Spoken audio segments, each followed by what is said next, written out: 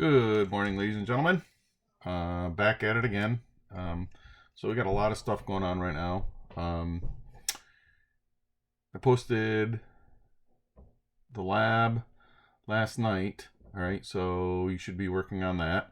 We're going to continue on with our Ks and our equilibrium constants and doing some things today. And I got some homework posted also. So make sure that you're staying up on the work, guys. I know we're busy, but okay, we're going to keep going. All right, so yesterday we were dealing with writing equilibrium expressions and Ks and things like that. And hopefully you've done some reading, right? But I want to just quick talk about this, right? KEQ. Okay, really this is the same thing as KC, which is the same thing as KP. This is just a general term for the equilibrium constant.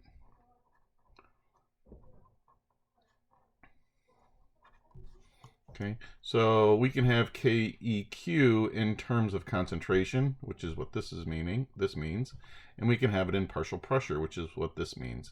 So if I say calculate KEQ, all right, you're really just doing the same exact thing. Okay, this is just a little bit more specific. All right. Okay. So now what we're going to do is we're going to continue what we were doing yesterday. We're going to use all of those things we were adding coefficients and taking coefficients away and flipping and doing all sorts of things yesterday. So what we're going to do today is we're going to apply that. So adding chemical reactions.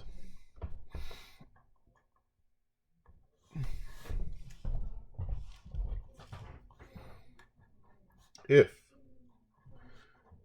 the overall chemical reaction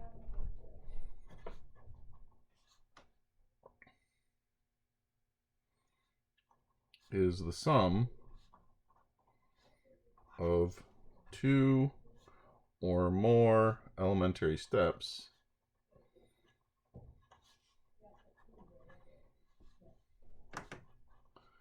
then Kc or Kp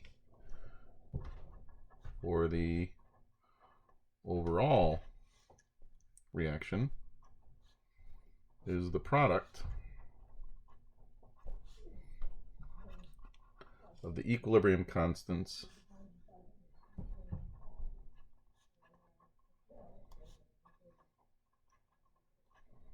for the individual steps.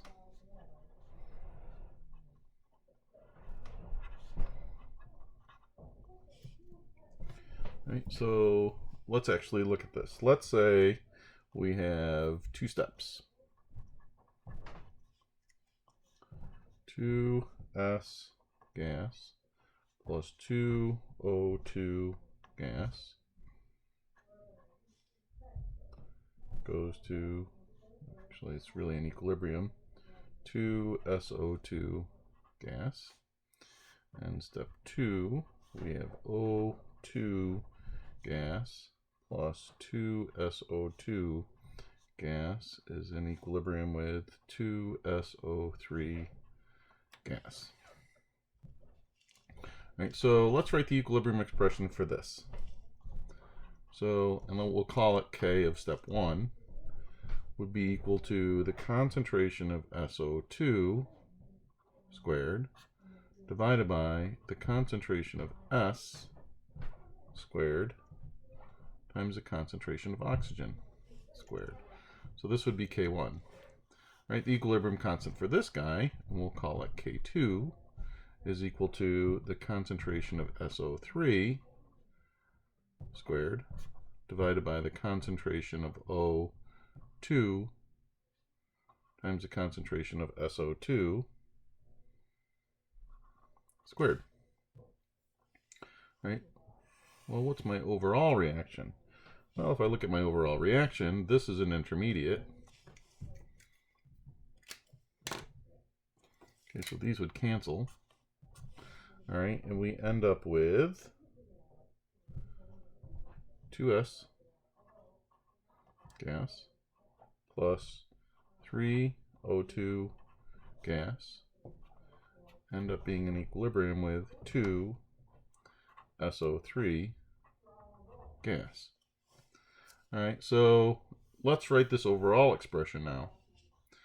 So K, and we'll call it overall, would equal the concentration of SO3 squared divided by the concentration of sulfur squared times the concentration of O2 cubed.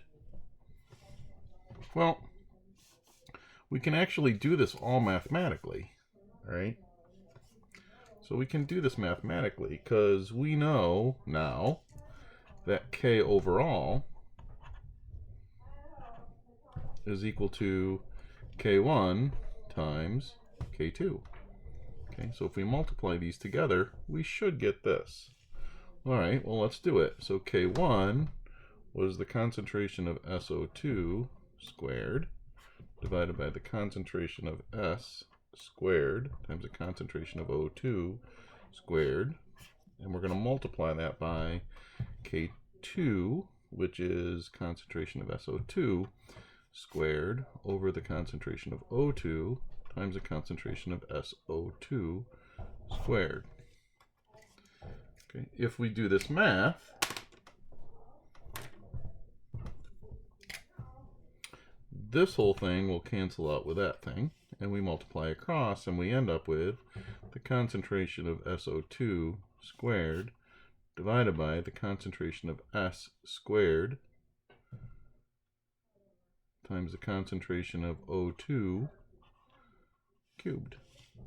And we get the same thing as that. All right, so realize really what we're dealing with is numbers, though, okay?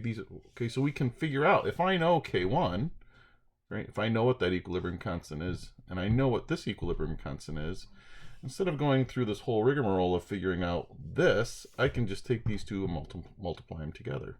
And we can play all sorts of games with this also. All right. Let's try this. COCl2 gas is in equilibrium with CO gas plus Cl2 gas. And the Kp, it's the same thing as Kc, except instead of concentration, we're dealing with pressures. The Kp for this is 8.8 times 10 to the minus 12. All right. Then we have Cs plus CO2, carbon solid, sorry, CO2 gas in equilibrium with 2CO gas. Kp is equal to 2.4 times 10 to the minus 8th. Now, we want to calculate Kp for the following overall reaction. So our overall reaction is C solid plus CO2 gas plus 2 Cl2 gas in equilibrium with 2 COCl2 gas. So now we have these two steps here, all right, and we have to come up and put these together to come up with this reaction. All right, so if we look at these different things, all right, carbon is a reactant down here, so it needs to be a reactant up here. So it is. All right, here's a reactant. CO2, okay, is a reactant here, and it is a reactant up here. All right, 2Cl2. Down here, it's a reactant. Up here, it's a product. What that's telling me is that we're not going to use the forward reaction. We're actually going to have to use the reverse reaction. So we're going to have to reverse this okay, we're going to have to reverse it. But not only are we going to have to reverse that equation, I have a 2 in front of this. There is not a 2 in front of this. So probably what are we going to have to do? We're probably going to also have to multiply that by 2. All right? So let's kind of rewrite this. All right? Let's kind of rewrite this. If we reverse this, we got Cl2 gas. Well, let's start with CO gas plus Cl2 gas in equilibrium with COCl2 gas. Okay. The second one is C solid plus CO2 gas is in equilibrium with 2 CO gas. All right. Now we want this to add up to this. All right, which means this CO, okay, this CO is going to have to go. All right, it's really an intermediate. All right, so to do that, we're going to have to multiply this whole thing by 2. So this becomes a 2, this becomes a 2, this becomes a 2. Now that we have that, all right, this is going to cross out, and this is going to cross out. And if we add all that up, we have C solid plus CO2 gas plus 2 Cl2 gas is in equilibrium with 2 COCl2 gas. Now these match. All right, so we know what the KEQs or the KPs of these are. All right, actually of these. All right, this equation right here we didn't change. So here it's Kp is still 2.4 times 10 to the minus 18th. Okay, but we're going to need to change this one. Okay, we're going to need to change this one. All right, so K prime P, which is the reverse, is equal to the inverse of Kp. So that is equal to 1 over 8.8 times 10 to the minus 12. That gives us 1.1 times 10 to the 11th. All right, now we got to take this and we're going to multiply it by 2.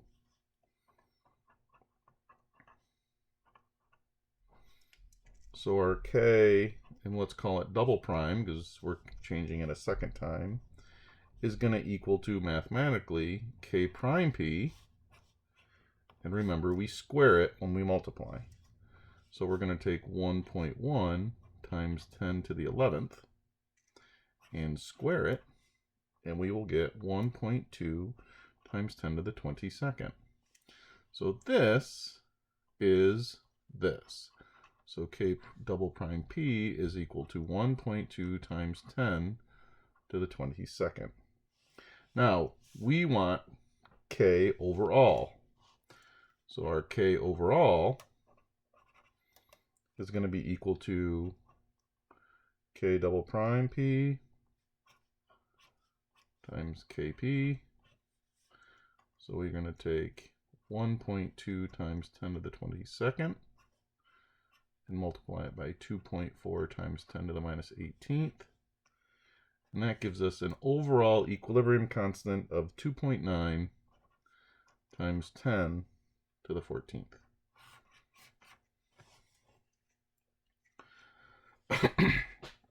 All right, so that was a good problem. All right, now you just got to be careful here. All right, you're going to have to play with your elementary steps to get them to add up to your final reaction. All right, so you're going to be flipping. You might have to flip both of them. You might only have to flip one of them. All right, you might have to multiply. Any of those things that we did before are fair game. All right, let's try another.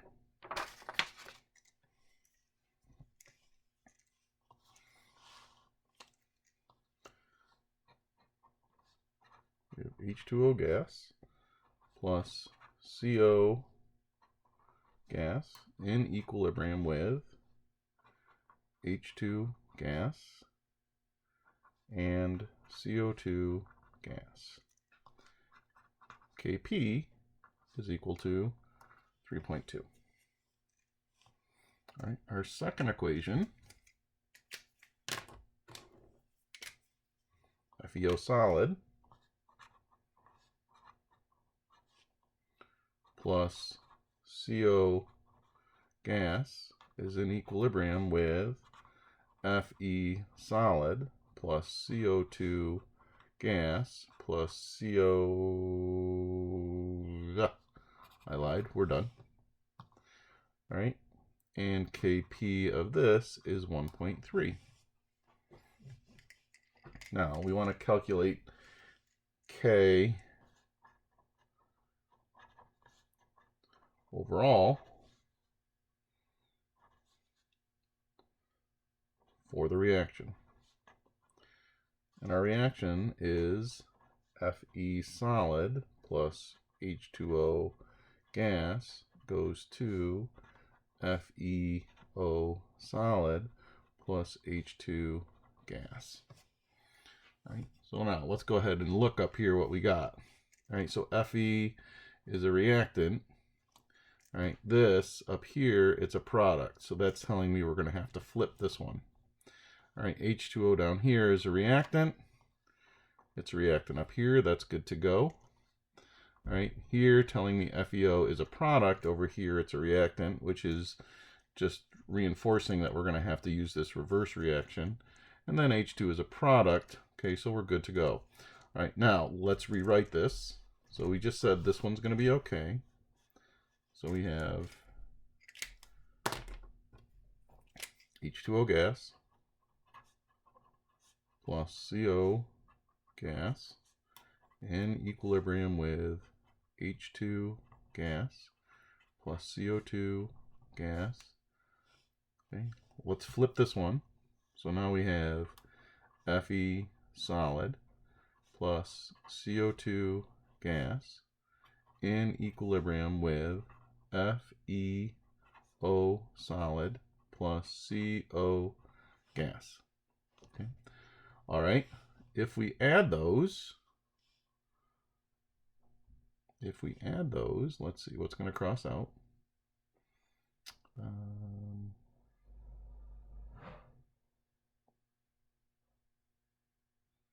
Oh, this shouldn't be. Oh yeah, CO.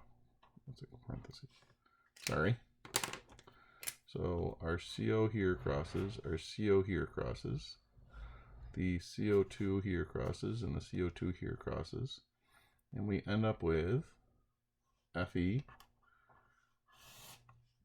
solid plus H2O gas is in equilibrium with FeO solid and H2 gas. All right. So the only thing we're going to have to do to our equilibrium constants is we're just going to have to take the inverse of this guy. All right, so we know that Kp for this one is 3.2. It's not changing.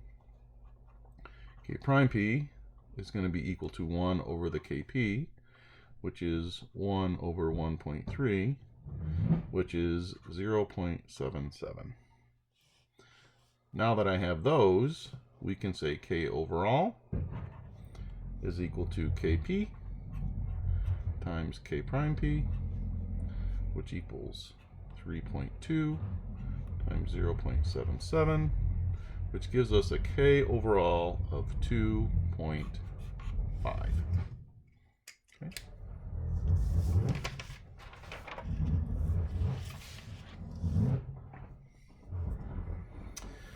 All right, let's do another problem.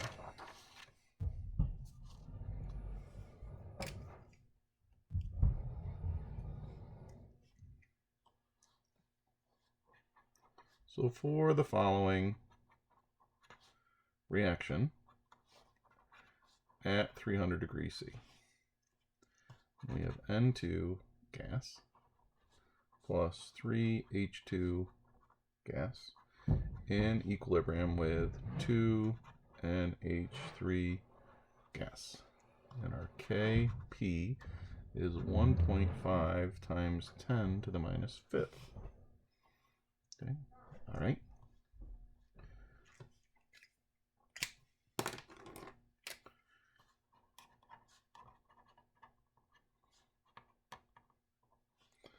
equilibrium partial pressures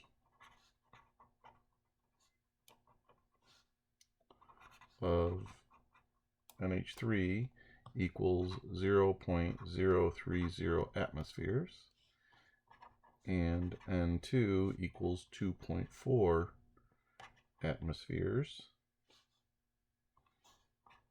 We want to calculate the partial pressure of H2.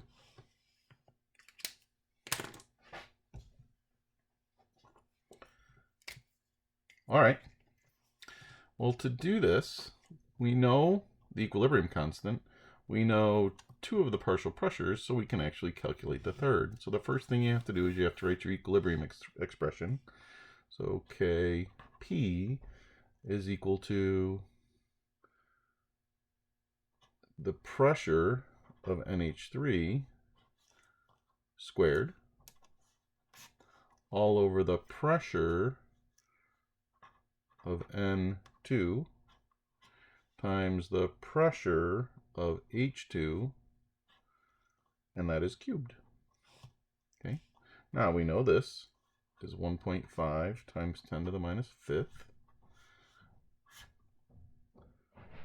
We know this, 0.030 atmospheres, and that's going to be squared. We know this is 2.4 atmospheres. And then this, the pressure of hydrogen, is our x, and we know that that's cubed. All right. Now, we just got to do some algebra here, and we end up with x cubed equaling, I think it's 25, and x equals 2.9 atmospheres. And that would be the partial pressure of hydrogen at equilibrium.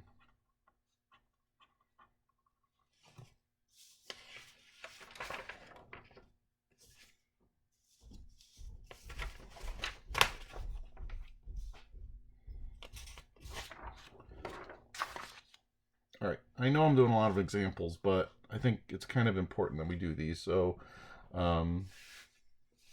let's do another one.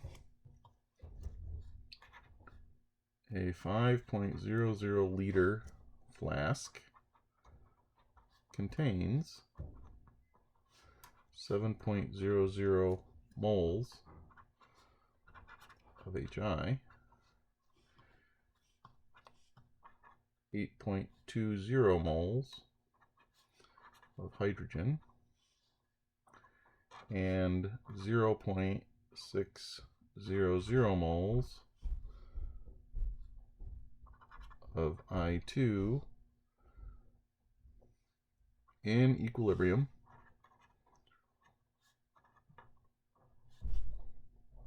at a specific temperature.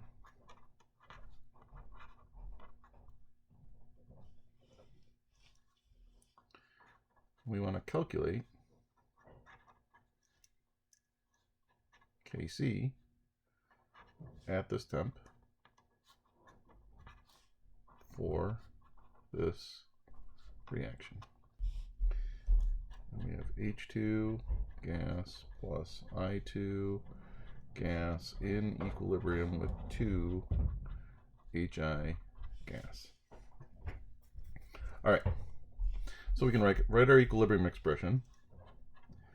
Kc equals the concentration of HI squared all over the concentration of H2 times the concentration of I2.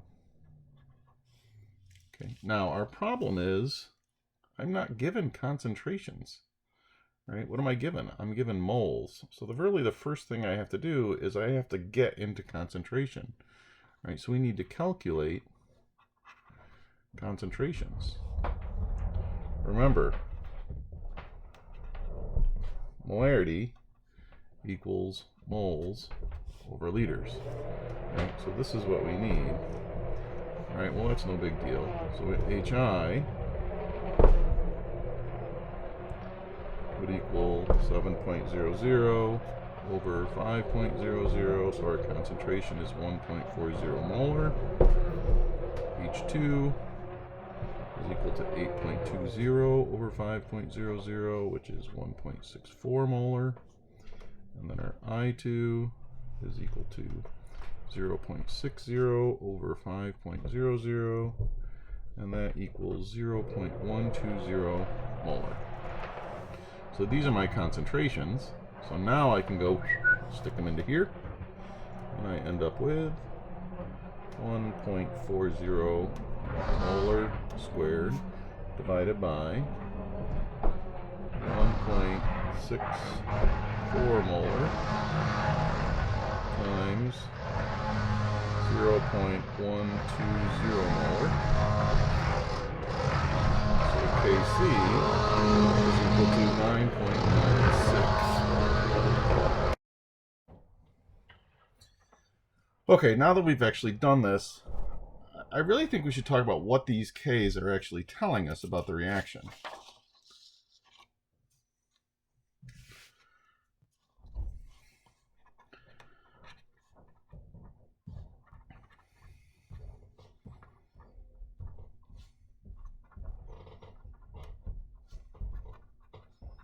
Okay, what do the equilibrium constants, or the K, tell us? Well, what they're really telling us, they indicate the extent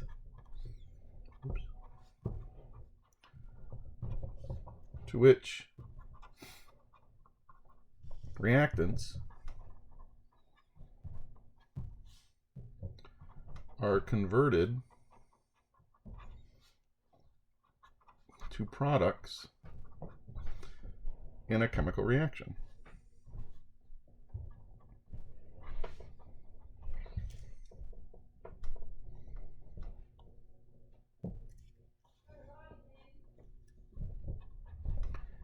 If K is large,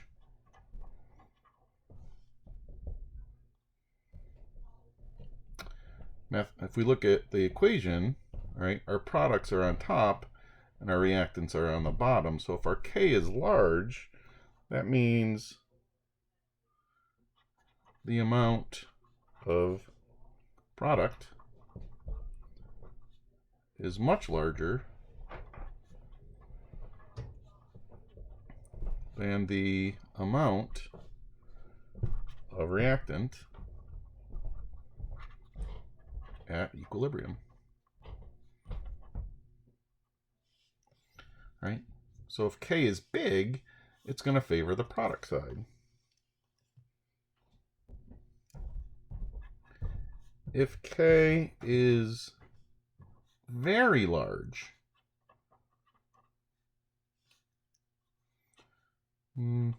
usually we talk about greater than 10 to the 10th.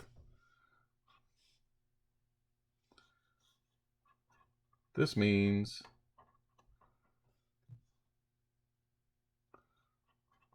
that the reaction goes to completion. So really what it's saying is that all the reactants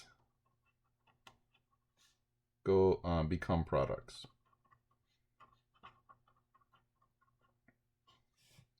Okay, so if we calculate a K that's greater than this, that's telling us that, look, everything is becoming a product and there are no reactants left. All right, so really there is no equilibrium in this kind of a case. Well, what if K is small?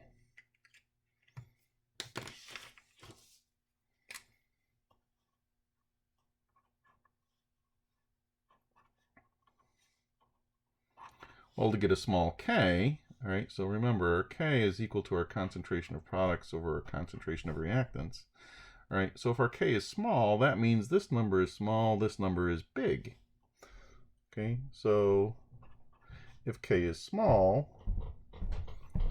the amount of product is less than the amount of reactant.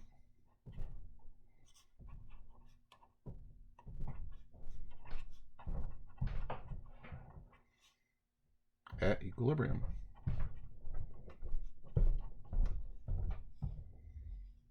And just like up here, if K is very small,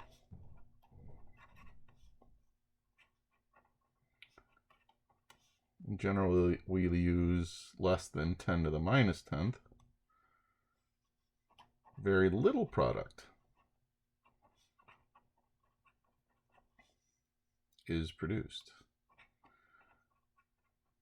In other words, in this case, there really is no visible reaction.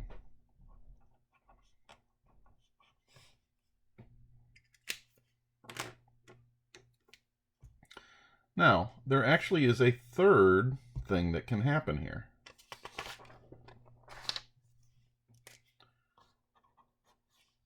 What if K equals 1? Well, if K equals 1, what that really is telling is the equilibrium mixture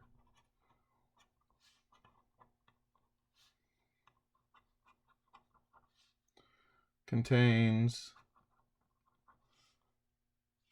about equal amounts of reactant and product.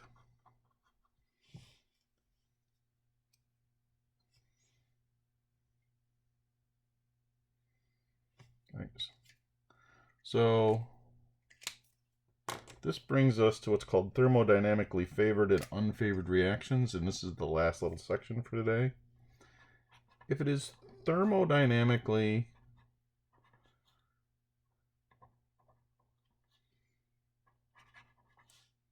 thermodynamically favored reaction, and what that really means is products form spontaneously when the reactions are mixed.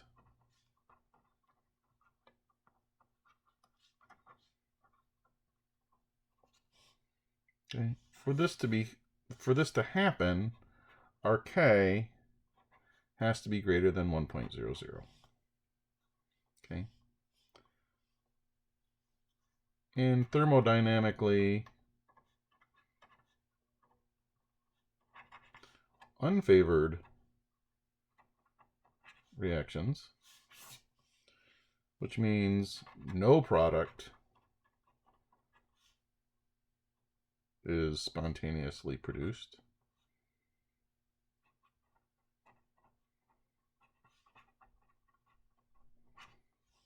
K has to be less than 1. Okay, now with this relationship, we got to remember this also. K prime, or the reverse reactions K, is equal to 1 over Kc, the inverse of Kc. So that tells us something. If a reaction is unfavorable in one direction, that tells us it is favorable in the reverse direction. Okay, this is where we're going to stop for today. Make sure you work through the work that I'm posting on Google Classroom, and I will see you, or probably not put anything back up until Monday. All right, if you have any questions, please email me, and we'll talk to you soon. Have a good weekend.